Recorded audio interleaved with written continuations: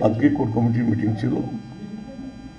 আমাদের আহ্বায়ক বীরভূম জেলা তৃণমূল কংগ্রেসের পুলিশ নেতৃত্ব ও অনুব্রত মণ্ডলের ডাকে কোর কমিটির মিটিং হলো। আগামী 20 তারিখ থেকে আমাদের ব্লক ভিত্তিক, বিধানসভা ভিত্তিক বড় বড় জনসভা হবে এবং সেটা আমাদের কলকাতার নির্দেশেই হচ্ছে।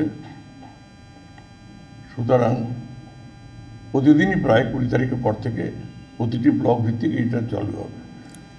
আমাদের অনুব্রত মণ্ডল তিনি প্রত্যেকটা মিটিংয়েই থাকবেন এবং বড় বড় মিটিং হবে।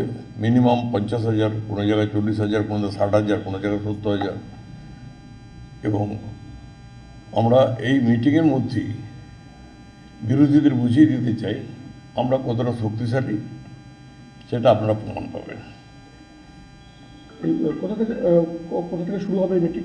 20 তারিখ থেকে 20 জানুয়ারি। জেলার প্রত্যেকটি ব্লকে একদম প্রস্তুতি সব তুঙ্গে। আজকে সেটা কোর কমিটি মিটিংও সেটা সিদ্ধান্ত হয়ে গেছে। সুতরাং মিটিংগুলো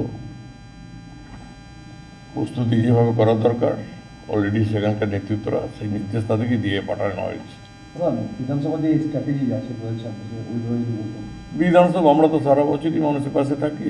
সুতরাং এখানে এবারে আমাদের নেতা জেলার সর্বময়, যাকে আমরা কাণ্ডারি বলি, তার নেতৃত্বেই আমরা বিগত দিনে ভোট করেছি, তার পরামর্শই করেছি, তিনি যে নির্দেশ দিয়েছেন সেইভাবেই করেছি। সুতরাং আমরা 11তে 11 আমাদের এবারে কাউকে ক্ষমাদানে রুখে দিই এবং জনসভাগুলো দেখলেই বুঝতে পারবেন মানুষের ঢলটা কোন দিকে আছে।